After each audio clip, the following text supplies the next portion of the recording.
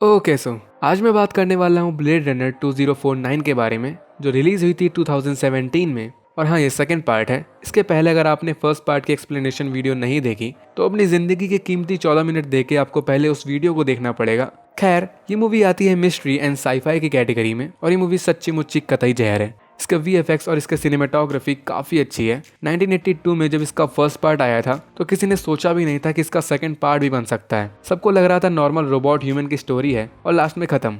लेकिन फिर जब 35 साल बाद इसके सेकंड पार्ट के रिलीज की न्यूज़ आई तो किसी को ज़्यादा उम्मीदें तो नहीं थी इस मूवी से। लेकिन जब मूवी रिलीज हुई तो आय हाय हाय, रेटिंग से समझ जाओ।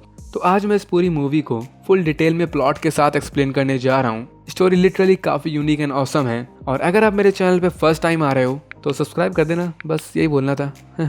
सो let's start and you all just have to sit down, keep calm and listen to मी।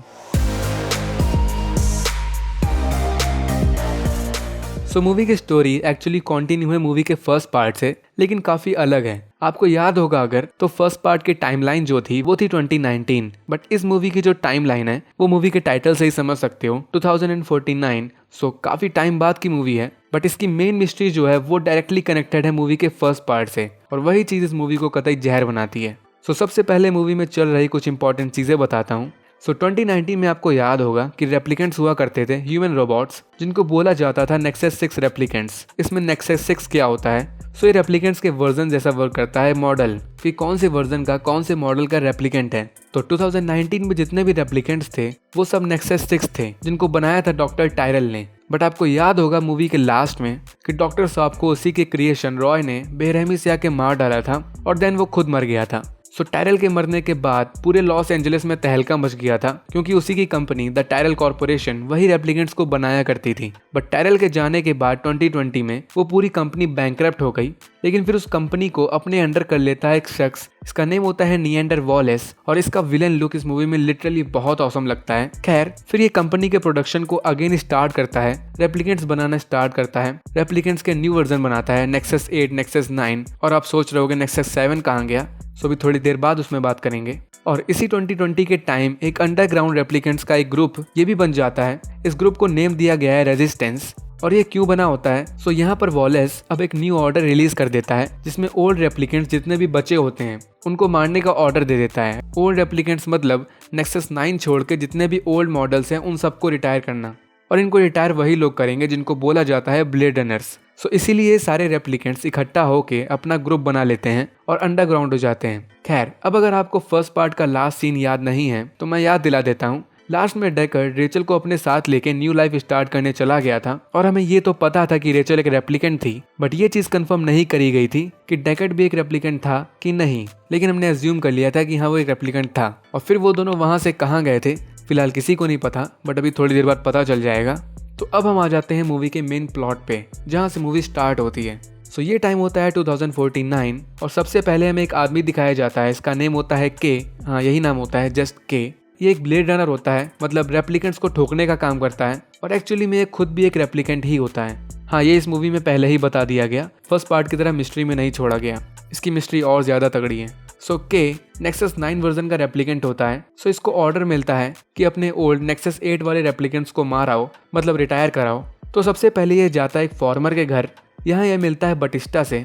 इसका मूवी में नेम होता है सैपर मॉर्टन। ये एक नेक्सस 8 रेप्लिकेंट होता है, और के को इसे रिटायर करना होता है और इसकी आंख निकाल के ले जानी होती है। सो इनकी फाइट होती है, बस लास्ट में के सैपर को मार डालता है। लेकिन मरने से पहले सैपर एक चीज़ बोलता है के से कि तुम अपने ही जैसे अदर रेप्लिकेंट्स को इसलिए मार रहे हो क्योंकि तुमने आज तक कोई भी मिरेकल नहीं देखा।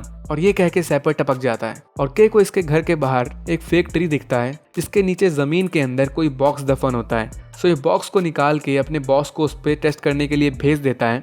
और हर मिशन के बाद के का एक टेस्ट होता है, मे भी हर ब्लेड रनर रेप्लिकेंट का होता होगा।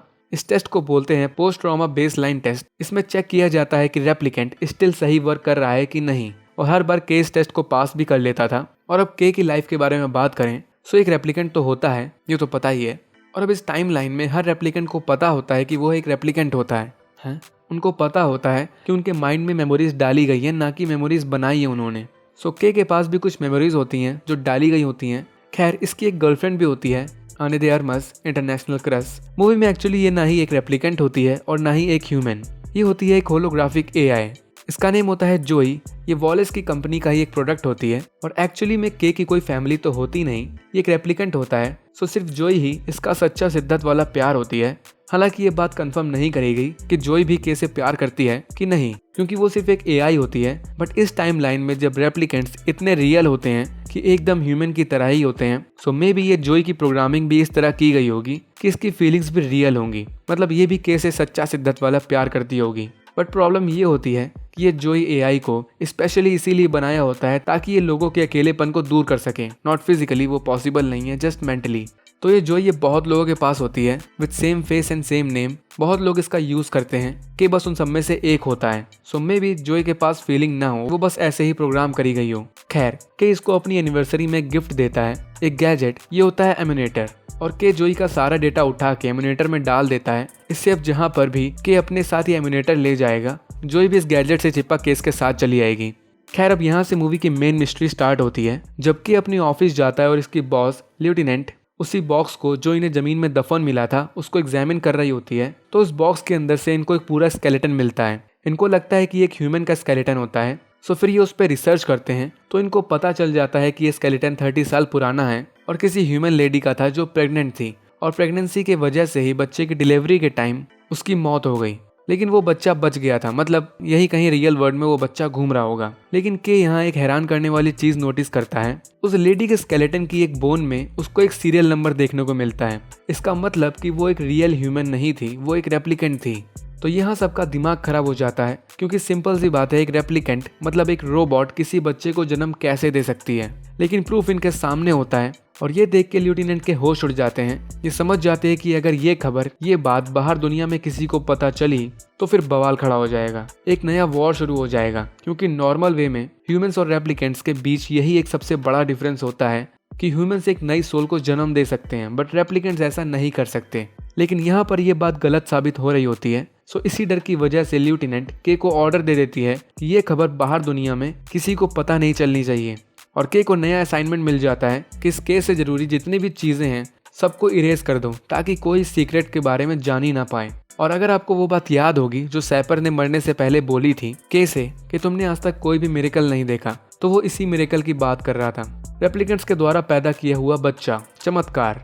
और अब के को उस बच्चे को भी ढूंढना होता है, उसी रेप्लिकेंट के बच्चे को, और ढूंढ के मारना भी होता है। ऐसा इसको ऑर्डर मिला था अपनी बॉस से। लेकिन यहाँ के को भी कुछ समझ नहीं आ रहा होता कि आखिर रेप्लिकेंट किसी को पैदा कैसे कर सकते हैं, क्योंकि ये भी एक रेप्लिकेंट होता है। सो इसके लिए भी काफी सोचने वाली बात होती है। ये my whole life was a lie moment होता है इसके लिए। तो अब ये मिशन पे पूरी शिद्दत से लग जाता है और एक हेडक्वार्टर जाता है। यहाँ पर हर मॉडल के रेप्लिकेंट के बारे में इंफॉर्मेशन होती है। लेकिन एक प्रॉब्लम होती है, 2020s में जब टायरल कॉर्पोरेशन ठप हुई थी और वॉलेस ने उसकी जगह ले ली थी, तो उसके थोड़े टाइम बाद पूरे लॉस एंजलिस में एक ब्लैकआउट हुआ था। सारी डिजिटल चीजें, सब कुछ एकदम बंद हो गया था। हर जगह अंधेरा कायम हो गया था और ये चीज पूरे 10 दिन तक चली, मतलब ब्लैकआउट पूरे 10 दिन तक चला। और जब 11वें दिन ब्लैकआउट हटा तो रेप्लिकेंट्स का सारा डेटा, सारी स्टोर्ड इन्फॉर्मेशन गायब हो गई। फोटोज, फाइल्स, बैंक डिटेल्स, सब कुछ एकदम वैनिश। और ये किसने किया? तो मैंने अभी एक रेप्लिकेंट्स के ग्रुप के बारे में बताया था, द रेजिस्टेंस। उन्हीं ने ये ब्लैकआउट किया था।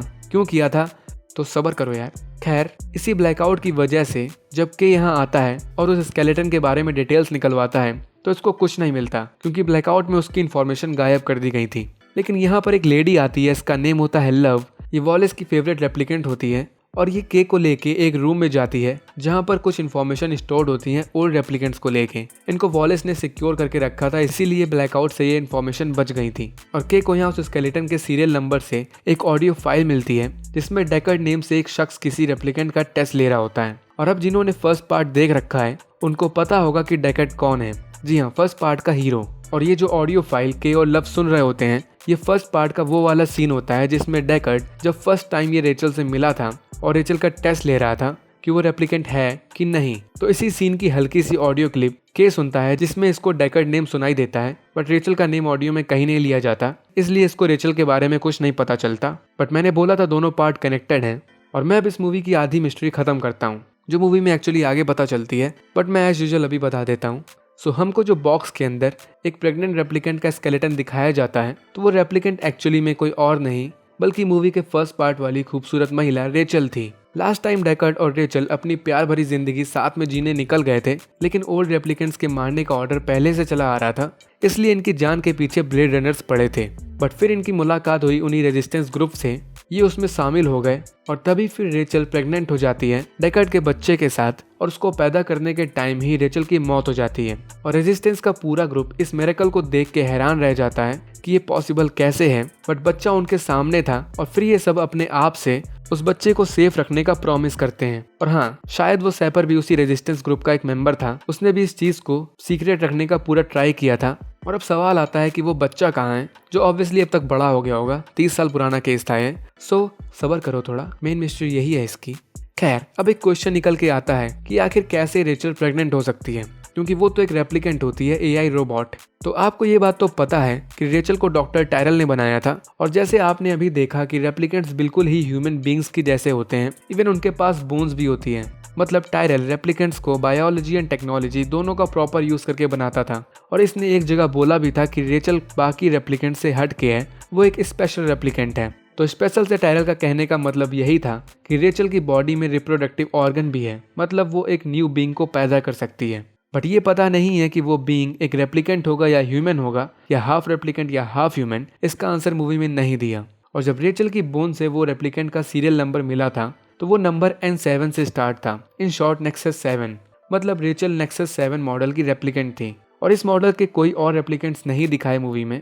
शायद रेचल अकेली थी, और या फिर बाकी छुपे हुए होंगे। बट यहाँ एक चीज होती है कि नेक्सस 7 और इससे पहले वाले सारे रेप्लिकेंट्स को डॉक्टर टायरल ने बनाया था, और उसके बाद के रेप्लिकेंट्स को वॉलेस ने। और इसी वजह से न्यू रेप्लिकेंट्स में रिप्रोडक्शन वाली एबिलिटी नहीं होती, क्योंकि टायरल मर गया था और वॉलेस को इस टेक्नोलॉजी के बारे में कोई नॉलेज नहीं थी। खैर, बैक टू द स्टोरी। यहाँ हमें दिखाया जाता है कि वॉलेस को पहले से पता था उस चाइल्ड के बारे में कि रेप्लिकेंट ने एक चाइल्ड को जन्म दिया है, बट ब्लैकआउट की वजह से इसको भी ज्यादा जानकारी नहीं थी, और इसीलिए लब से बोलता रहता है that bring me the child. और अब हम थोड़ी बात कर लेते हैं वॉलेस के बारे में। सो वॉलेस को मूवी में मेन विलन लुक दिया गया है, बट मेरे हिसाब से एक्चुअली ये मूवी का विलन नहीं है। ये एक तरीके से बिजनेसमैन होता है, और ये अपने आप को भगवान बनाना चाहता है। इसका एक ही मोटो होता है, पावर। इसको बस रेप्लिकेंट्स की आर्मी खड़ी करनी होती है और उनका गॉड बन के रहना होता है। इसलिए अपनी क्रिएशन रेप्लिकेंट्स को एंजल बुलाता है, क्योंकि एंजल्स गॉड के अंडर वर्क करते हैं।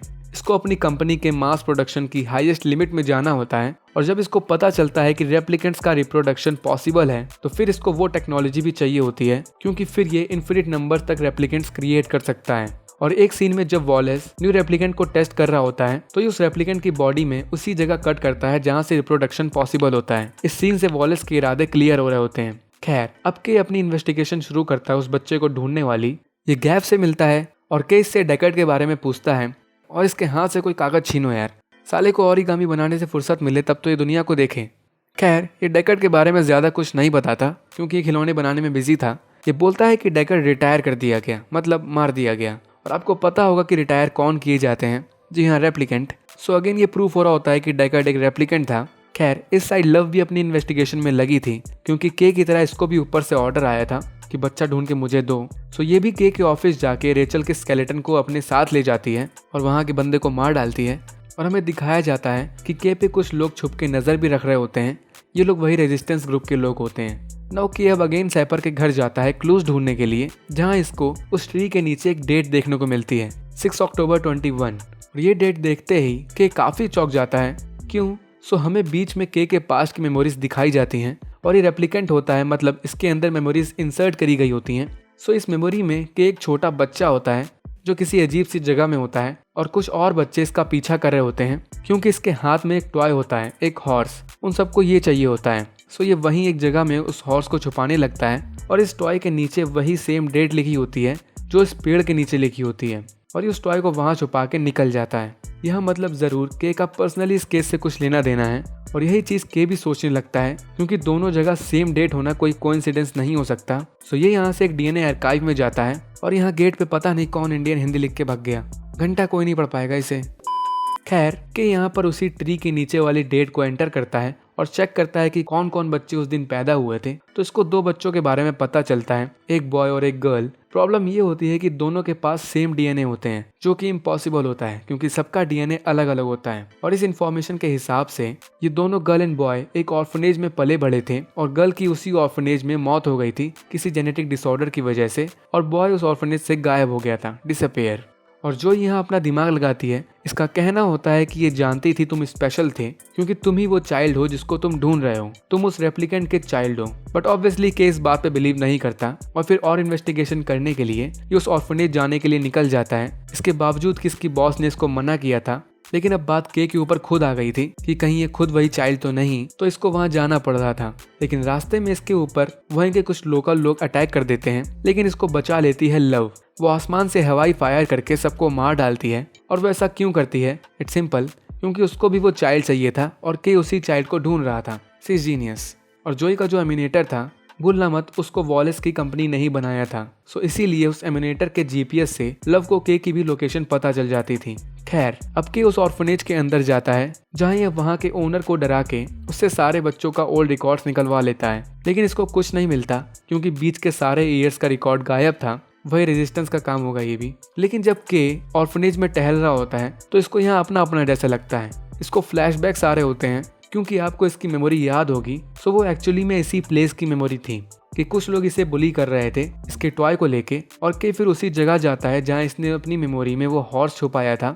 सो वो हॉर्स अभी तक उसी जगह पर होता है। इसका मतलब ये बात क्लियर हो रही होती है दैट के ही वो चाइल्ड होता है। इसकी मेमोरीज जो इसके माइंड में होती हैं वो रियल मेमोरीज होती हैं, फेक मेमोरीज नहीं होती, और इसी वजह से इसका दिमाग खराब होने लगता है। Again my whole life was a lie moment. But still एक चीज इसको कंफर्म नहीं होती कि क्या इसकी मेमोरीज रियल हैं, मतलब इसकी खुद की हैं, या फिर इसकी मेमोरीज को इसके माइंड में डाला गया है, मतलब इम्प्लांट किया गया है। सो इसी क्वेश्चन का आंसर ढूंढने के लिए ये एक जगह जाता है और एक लड़की से मिलता है। इसका नेम होता है डॉक्टर एना स्टेलिन। ये होती है एक मेमोरी मेकर, मतलब रेप्लिकेंट्स के लिए जितनी भी फेक मेमोरीज बनाई जाती हैं यही वो सब बनाती है। इसका काम यही होता है। और एक ग्लास केज के अंदर रहती है। इसको एक ऑटो इम्यून डिफिशियंसी होती है इस वजह से। खैर, के इससे हेल्प मांगता है ये पता लगाने के लिए कि इसके माइंड में डाली गई मेमोरी रियल है या फेक है। तो एना यहाँ कहती है इससे कि रियल मेमोरीज को रेप्लिकेंट के माइंड में डालना एक इलीगल होता है। बट स्टिल ये के की मेमोरीज चेक करती है और फिर ये रोना स्टार्ट कर देती है क्योंकि के की मेमोरीज रियल होती हैं। एना बोलती है कि तुम्हारी मेमोरीज को कोई जी चुका है, मतलब वो रियल है। और के का दिमाग खराब हो जाता है क्योंकि अब ये फाइनली कंफर्म हो जाता है कि के ही रेचल का बेटा होता है। इसकी मेमोरीज रियल होती हैं। Again my whole life was a lie moment. हालांकि रुको जरा, कहाँ चले, मिस्ट्री इतनी भी सिंपल नहीं है। नाउ अब के का पूरा पर्सपेक्टिव चेंज हो गया होता है, दुनिया को देखने का नजरिया और अपना खुद को देखने का नजरिया, क्योंकि इसके हिसाब से ये फैक्ट्री में बनाया नहीं गया बल्कि पैदा हुआ है। और अब ये उस पोस्ट ट्रॉमेटिक टेस्ट को भी पास नहीं कर पाता क्योंकि इसके दिमाग में बहुत कुछ चल रहा था और इसकी बॉस इसको जॉब से सस्पेंड कर देती है, इसने ऑर्डर्स नहीं फॉलो किए थे इसलिए। और अब ये जोई के एमिनेटर का एंटीना भी तोड़ देता है जिससे लव इसकी अब और लोकेशन ट्रेस नहीं कर सकती थी। और फिर ये जोई के साथ एक वुड स्पेशलिस्ट के पास जाता है और अपना घोड़ा दिखाता है GHODA, और यहाँ से इसको एक प्लेस के बारे में पता चलता है जहाँ की रेडियो एक्टिविटी इस घोड़े से मैच करती है। सो ये उस प्लेस जाता है और मिलता है अपने फर्स्ट पार्ट के हीरो से, रिक डेकर्ड से। हाँ, ये मरा नहीं था, बस थोड़ा बुढ़ा हो गया था। और हाँ, रेप्लिकेंट्स भी बुढ़े होते हैं, जस्ट लाइक सेपर्ड नेक्सस एक रेप्लिकेंट था बट वो भी एज कर रहा था। और इस साइड लव के ऑफिस आती है, उसकी बॉस को मार डालती है क्योंकि वो के की लोकेशन नहीं देती, बट सिस्टम यूज करके लव को के की लोकेशन मिल जाती है और पूरी फोर्स के साथ ये निकल जाती है। नाउ अब डेकर्ड तो के को नहीं जानता था और के बस इतना जानता था कि ये उसका बाप है और रेचल इसकी माँ है। बट इन दोनों की अच्छी फाइट होती है, लेकिन फिर डेकर्ड समझ जाता है कि के इसको हार्म करने नहीं आया और ये फिर चैटे करने लगते हैं। और के इससे रेचल और उसके बच्चे के बारे में पूछने लगता है तो डेकर्ड इसको सब बताता है कि बच्चे के पैदा होने के बाद इसने उसकी शक्ल तक नहीं देखी थी क्योंकि बच्चे को सेफ रखने के लिए रेजिस्टेंस ग्रुप वालों ने उसे एक ऑर्फनेज में भेज दिया था ताकि वो सबसे दूर रहे और सेफ रहे। और इसीलिए डेकर्ड ने कभी अपने बच्चे को दोबारा ढूंढने या उससे कांटेक्ट करने का ट्राई नहीं किया क्योंकि फिर बच्चे की जान को खतरा था। और के ये सब अपने ऊपर ले रहा होता है क्योंकि इसके हिसाब से यही वो चाइल्ड होता है, लेकिन ये डेकर्ड को नहीं बताता कि आप ही मेरे पूजनीय पिताजी हो। और फिर ये दोनों चिल मारते हैं यहाँ पर, बट फिर डेकर्ड को पता चल जाता है कि कोई यहाँ आ रहा है, वही लव की पूरी फोर्स। और ये दोनों भागते हैं बट इन पे अटैक हो जाता है। लव आके इन पे अटैक कर देती है और ये के सामने वो एमिनेटर तोड़ देती है जिससे के का सच्चा शिद्दत वाला प्यार मर जाता है परमानेंटली। और ये लोग के को यहाँ अकेला छोड़ के डेकर्ड को अपने साथ लेके चले जाते हैं वॉलेस से मिलाने। लेकिन के को अपने साथ कुछ लोग उठा के ले जाते हैं। ये वही होते हैं रेजिस्टेंस के ग्रुप वाले लोग। और अब इस ग्रुप के बारे में बात करें कि आखिर ये क्या चाहते हैं। सो इस ग्रुप की एक लीडर होती है वन आई फ्रेसिया, और इनका एक ही मोटो होता था। जब इन्होंने फर्स्ट टाइम अपनी आंखों से एक मिरेकल देखा था, एक रेप्लिकेंट के द्वारा एक बेबी पैदा होते हुए देखा था, सो इसी बेबी को सिक्योर करने के लिए इन्होंने पूरा ब्लैकआउट किया था ताकि ये सारी डिटेल्स चुरा सकें और फिर कोई भी इस बच्चे के बारे में ना जान पाए और इसके पीछे ना आ पाए। और यहाँ खुलती है इस मूवी की मेन मिस्ट्री। फ्रेसिया के से बोलती है कि हम सब ने ऐसा इसलिए किया ताकि वो बच्ची सेफ रह सके। हाँ, बच्ची। रेचल ने जिसको पैदा किया था वो एक गर्ल थी, ना कि कोई बॉय। और फिर से के का दिमाग खराब हो जाता है। My whole life is still alive moment. बेचारा, इसकी मेमोरीज फेक तो नहीं होती, वो रियल होती हैं, बट किसी और पर्सन की होती हैं, ना कि इसकी। किसी और रियल पर्सन की मेमोरीज को इसके अंदर डाल दिया गया होता है। आपको वो सीन याद होगा जिसमें के को पता चलता है कि सेम डीएनए से 2 बच्चे हैं।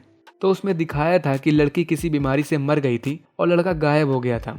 तो वो सब इस रेजिस्टेंस की चाल थी। लड़की कभी मरी ही नहीं थी और वहाँ कोई लड़का था ही नहीं। ऐसा इसलिए किया था ताकि कोई अगर रेचल की लड़की को ढूंढने का ट्राई करे तो उसको पता चल जाए कि बच्ची पहले ही मर चुकी है और वो लड़के के पीछे भागने लगी। बट ये ग्रुप का बहुत बड़ा बैड लक होता है कि गर्ल को ढूंढने का केस उस बंदे को मिलता है। उसी बंदे के पास रियल गर्ल की सारी रियल मेमोरीज होती हैं। इसी वजह से के जान पाया था, वरना ये कभी न ढूंढ पाता ये राज। खैर, अब सवाल आता है कि आखिर वो रेचल की रियल बेटी है कौन। सो वो और कोई नहीं बल्कि डॉक्टर एना होती है, वही मेमोरी मेकर। ये वहाँ फर्जी नहीं रो रही थी। इसने जब के की मेमोरीज देखी थी तो ये तुरंत समझ गई थी कि ये इसी की मेमोरीज हैं, इसीलिए वो इमोशनल हो गई थी। और इसको बीमारी भी थी, ऑटो इम्यून डिफिशियंसी, जिसकी वजह से एक केज से बाहर नहीं निकल सकती थी। तो शायद वो इसको इसी वजह से हुई होगी क्योंकि एना एक रेप्लिकेंट की बेटी थी। खैर, अब इस साइड डेकर्ड को दिखाते हैं जो वॉलेस के सामने बैठा होता है और वॉलेस इससे इसके बच्चे के बारे में पूछता है। इसको उस पर रिसर्च और एक्सपेरिमेंट करने होते हैं। और यहाँ इस मूवी का बहुत फेमस डायलॉग आता है जिसमें डेकर्ड वॉलेस से पूछता है कि तुम्हारे कोई बच्चे हैं कि नहीं। सो वॉलेस रिप्लाई देता है, आई हैव मिलियंस। बोला था ये अपने आप को गॉड समझता है। खैर, यहाँ पर वॉलेस डेकर्ड को इमोशनल करने के लिए रेचल को लाता है। ऑब्वियसली ये रियल रेचल नहीं होती, एक फेक रेप्लिकेंट होती है। बट इस सीन में जो VFX यूज किए गए हैं वो बहुत तगड़े हैं क्योंकि ये रेचल सेम टू सेम 35 साल पुरानी वाली रेचल लग रही होती है, जबकि रियल एक्ट्रेस अब बहुत ओल्ड हो चुकी होती है। बट बाबू भैया VFX और CGI हो तो क्या कुछ नहीं हो सकता।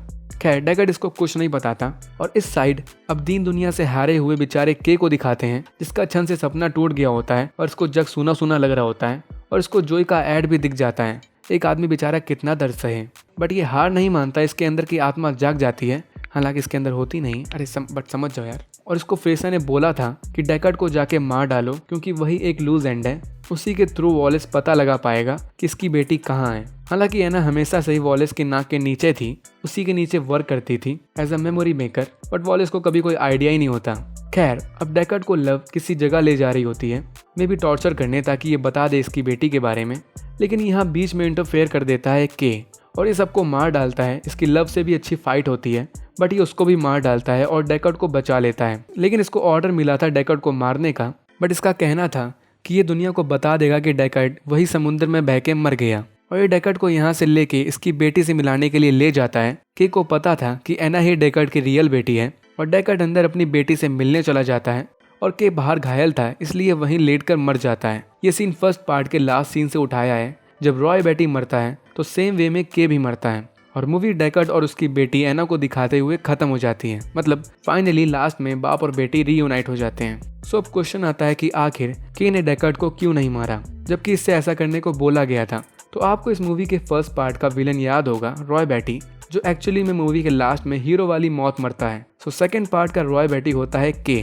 पूरी मूवी भर में इसको ऐसा लगता है कि इसकी पूरी लाइफ झूठी है, बट लास्ट में एक टाइम के लिए इसको ऐसा लगता है कि यही रेचल और डेकर्ड का बेटा है और इसने डेकर्ड को अपना बाप मान भी लिया था। इसी वजह से इसने अपना डिसीजन चेंज कर लिया था डेकर्ड को मारने वाला। और लास्ट में डेकर्ड के से पूछता भी है कि तुम मेरे क्या लगते हो, बट वो बेचारा अब क्या ही बोलता, वो सैड सी स्माइल देता है क्योंकि इसने एक पल के लिए डेकर्ड को अपना डैड मान लिया था। नो, अब कुछ ऐसे क्वेश्चंस पे बात करते हैं जिसके आंसर मूवी में नहीं दिए गए, जिसके लिए हमको शायद फ्रेंचाइज के थर्ड पार्ट का वेट करना पड़ेगा। सबसे पहले कि क्या के सच में मर गया, तो पूरी मूवी में हमें दिखाया गया है कि के बहुत बार पेला जाता था, बट बहुत हर्ट होने के बावजूद ये फाइनल घर आके ही अपने आप को हील कर लेता था, कॉज ये एक रेप्लिकेंट था और फिर से ये फिट एंड फाइन हो जाता था। सो ये पॉसिबल है कि के ना मरा हो और इसको कम्प्लीटली मरते हुए दिखाया भी नहीं गया। सो मे भी अगर मूवी का नेक्स्ट पार्ट बनेगा कभी तो उसमें ये दिखाया जाए। नेक्स्ट क्वेश्चन कि डेकर्ड एक रेप्लिकेंट है कि नहीं। सो जैसा फर्स्ट पार्ट में हुआ था सेम सेकंड पार्ट में किया इन लुच्चों ने। इस क्वेश्चन का एग्जैक्टली आंसर दिया ही नहीं गया। डायरेक्टर भावनाओं से खेल रहा है यार, बट एक्चुअली यही इस मूवी को इंटरेस्टिंग बनाता है। अनआंसर्ड क्वेश्चन ही क्यूरियोसिटी क्रिएट करते हैं। एंड नेक्स्ट क्वेश्चन है कि एना डेकर्ड को जानती होती है कि नहीं, क्योंकि एक्चुअली उसने कभी भी अपने पेरेंट्स को नहीं देखा था। सो वो कैसे बिलीव करेगी कि डेकर्ड उसका रियल फादर है। और हम लोगों को सिर्फ 2 या 3 सेकंड का इंटरेक्शन दिखाया गया लास्ट में, जिसमें ये दोनों एक दूसरे को देख रहे होते हैं एंड दैट्स इट। सो क्या गारंटी है कि एना डेकर्ड को पहचान जाएगी। एंड लास्ट फाइनल क्वेश्चन कि अब आगे क्या होगा। सो मेरे हिसाब से अभी काफ़ी मिस्ट्री बची है। थर्ड पार्ट फिलहाल कंफर्म तो नहीं है, बट 90% आएगा ज़रूर। मे भी 35 साल बाद सही, लेकिन आएगा ज़रूर, क्योंकि अभी तक सिर्फ लव मरी है, लेकिन मेन बॉस वॉलेस वो अभी भी जिंदा है। इस मूवी में इसको ज़्यादा दिखाया ही नहीं गया, बट वही मेन हेड होता है और वो पूरा अंडरग्राउंड ग्रुप रेजिस्टेंस, उनका पूरा प्लान होता है कि वो वॉलेस को बीट करके उसकी जगह ले लें, ताकि रेप्लिकेंट्स को उनका हक मिल जाए, उनको न्याय मिल जाए। सो थर्ड पार्ट और भी अच्छा हो सकता है, बहुत लूज एंड से है अभी। सो वेट करो, लगभग 35 साल तो कर ही लो। सो गाइस, इस वीडियो के लिए इतना ही। पसंद आया तो लाइक और शेयर कर देना और चैनल को सब्सक्राइब कर ही दिया करो यार, शर्माया ना करो। सो मिलते हैं नेक्स्ट वीडियो में, तब तक के लिए stay tune and bye bye.